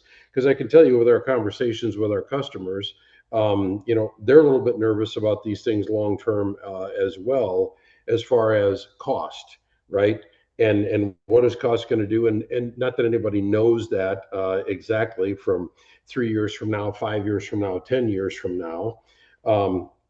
But, just a little more certainty around it. We're running electric trash trucks. I've tested every single major brand that's out there, and including some of those that aren't around anymore. We've partnered with all of our OEMs as we always do. It is the range piece, which is always the first thing you heard about in the past, has gotten better. Has absolutely gotten better. And I would say your percentage of routes you could cover has definitely went up. Reliability, there's still some question there, at least from my vantage point on what I'm seeing. We want to make sure that these trucks are up and running because, as Julia pointed out, that adds to a spare ratio, that adds to cost, and you got to make sure that we're servicing the customers every day. So it's extremely important to do that. Technicians, I would also agree with what Jeff said. Drivers are very accepting of them, and they have enjoyed them once they got used to them, and that's a little bit of a learning curve, but they've gotten there, and I think they understand that learning curve, and we do a lot to educate them as we put them into those vehicles. Technicians. That's coming along. We continue to train, we continue to certify, we continue to work through all of those things. There was quite a bit of nervousness in the beginning about high voltage, and you got to make sure that technicians retain that information, that they understand it, that they're constantly refreshed on it, because safety for us is number one. We want to make sure that everybody goes home safe every day. So, those are some of our experiences. I mean, I could go on for hours on that because I've been doing this a while. But, the grant incentives are hugely important on this thing, to be able to expand pilots, to run more units, to understand what all of the true costs are. as we go long term. And again, we're just, as Jeff pointed out, 3 years and under. In the beginning, the ones we were running were basically Frankensteins. They were put together in very archaic and first gen units. We're getting into production quality units now, and have been for probably the past year. And just making sure that the quality is there, the dependability, the uptime is there, and we are partnering with our OEMs and giving feedback on a weekly basis on what we're seeing, and walking through and trying to improve the quality of these things to get them up to what we run today, which the baseline is basically RNG, natural gas trucks. All right, thank you. I see you turned on your camera, Bradley. He's our other co-chair. And I'm just kind of curious, Bradley Northrup, if you have anything you want to chime in on or any questions from any of our presenters or questions you want to propose to the group. Thanks, Leslie. And I did want to highlight a couple things, especially to the key elephant in the room here. There's a lot of requirements that are still state and local mandates, right? And so we have a lot of creative discussion about new projects and initiative, and there's still a lot of question about demand. There is still a forced demand for state and local fleet. And there is still a need for state and local governments to be able to work with community stakeholders and work with other governmental groups and environmental groups to come up with solutions to benefit all of us. And I think one of those things that should be highlighted to this group is working with regions of impact. And to that point, I mean your transfer stations for Republican waste management services, right? Where you're operating from those hubs, because they're typically generally associated with a lot of transfer to and from different materials. They're located in centralized areas. They may be accessible to multiple fleets, including other municipal fleets. Being able to bring together these types of solutions that could be energy producing, as have been presented here, that become a resale point. Now, what is still a question mark beyond the demand is what the capacity output could be for something, and is that going to meet the demand to be able to get a fleet on board to be able to support vehicles using those types of sites and locations. There's a lot of the what ifs, but if there's a good use case scenario, there's fleets out there that are willing and ready to be able to come together with a climate action initiative or other type of creative topics with other agencies to be able to kind of crowdsource the likes of regional locations, regional collaboratives, for lack of a better term.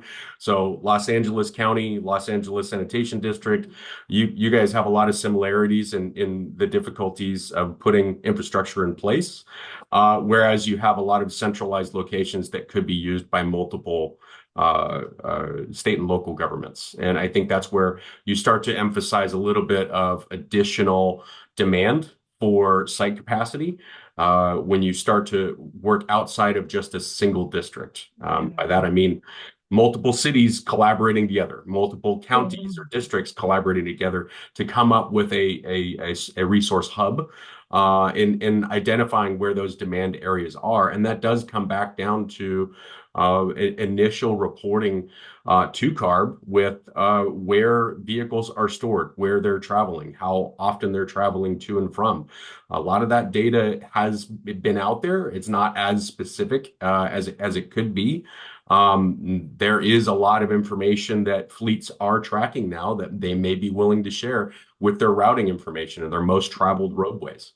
So I think there's a lot of collaboration opportunity for this type of technology. It's very new and it's very risky for state and local governments to jump full in, especially to Marty's point. They're grant dependent, right? There's not a lot of money flowing for us to So I love where you're going with this, I love where you're going with this, Bradley, and I almost want to tap you to help kind of launch something like that because I know you're really well connected. But I like this idea.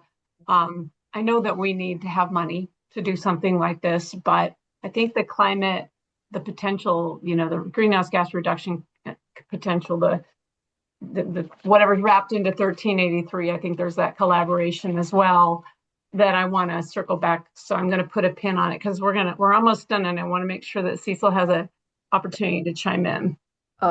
Yes, thank you, Leslie. So I just want to bring up one point. I know Matt alluded it to earlier, but when we switch to electric, safety of our drivers and the public has to be the number one priority. So when we're buying electric vehicles, there's really not a lot of safety programs developed. You have to develop it yourself. So we're like basically have to do it ourselves from scratch and learning as we go. And also additionally, we're the first one to test the electric ASL. We partner with South Coast AQMD and Peterbilt and Cummins. Now we're partnering with Symbio with fuel cells.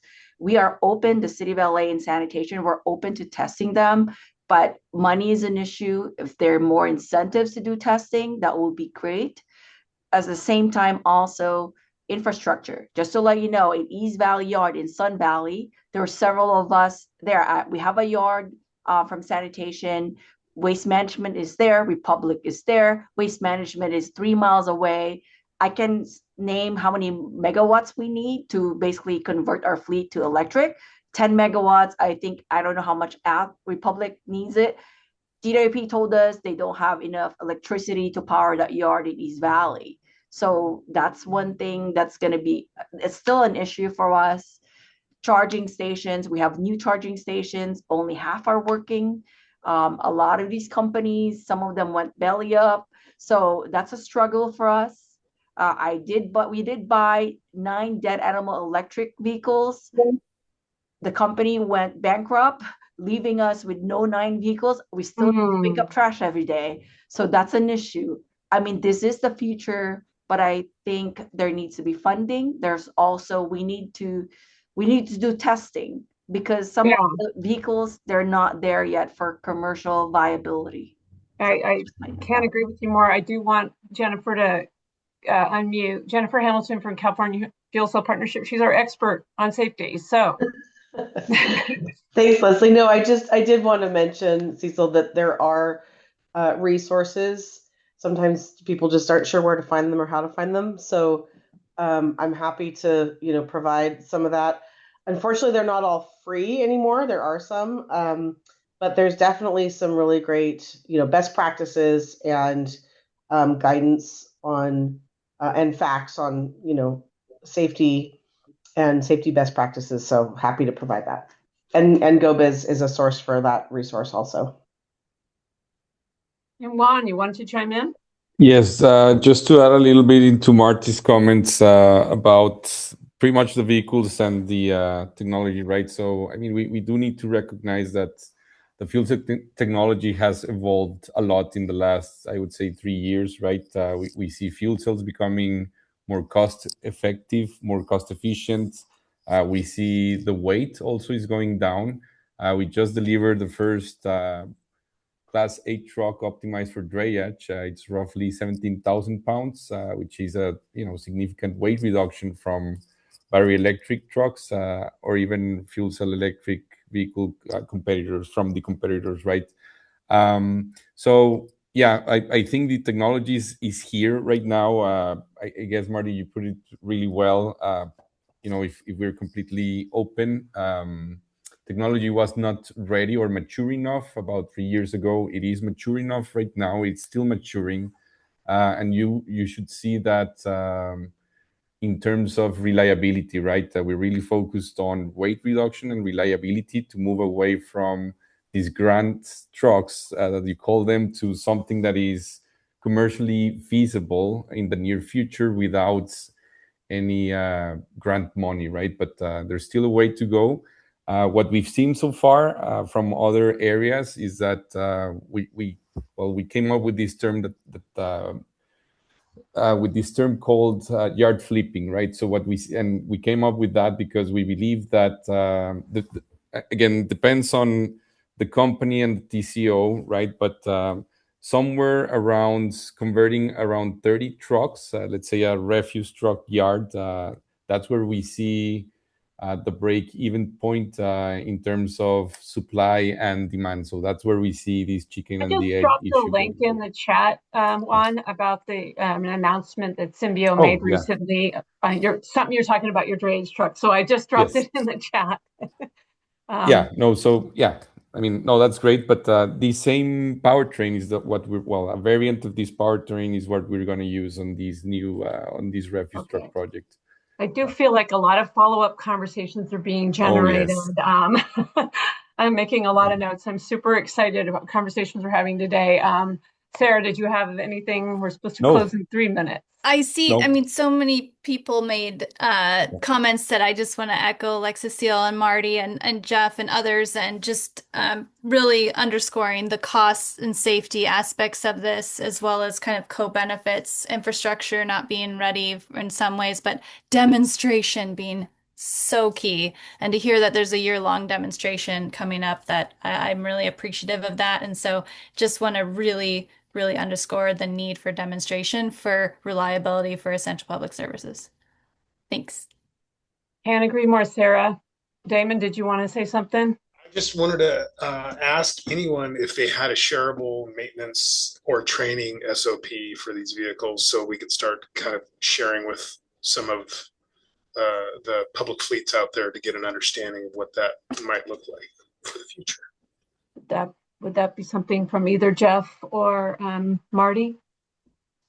Well, I would tell you that I agree with Cecile, because we basically had to create ours for electric because we're very, very finicky on training. We've trained tens of thousands of first responders on natural gas, and we still continue to do that every time that they ask us. We always provide that free of charge to our first responders. We've had to put one together on BEV that fits our standard versus what I'll call over the minimum. But I don't have one on H2 yet. We've got the draft copy, but nothing I would want to share in a final version.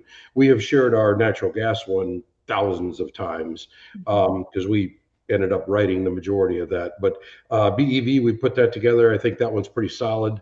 And not that H2 as far as the truck is too far off of that actually. But you've got the whole, hydrogen gas piece that you got to put into it as well. Yeah. And we're just not far enough along to know enough to make sure that we put everything into that document.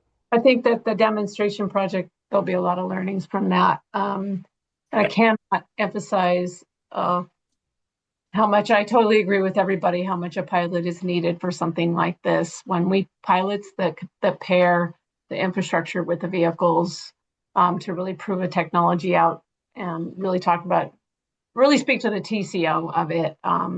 Super important. Not a great budget year, but I think that there's a real demand for something like this. So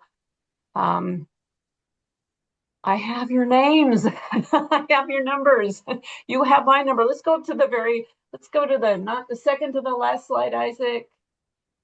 This is the contact information for myself, our two co-chairs, Bradley and Lisa McGee.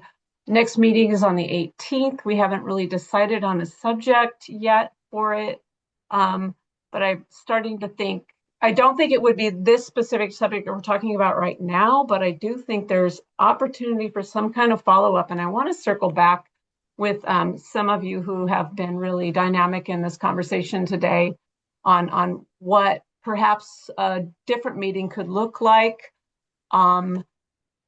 Maybe not particularly CARB driven. I do have to circle back on that, but we've really unlocked a lot today, and I completely appreciate this discussion wonderfully. It's been really good. So with that, we will be following up. Thank you so much to our presenters. I really appreciate you guys putting in the time to share, your technology with us today too. Thank you all. Yes, thanks everybody. Leslie, thank you. Thank you.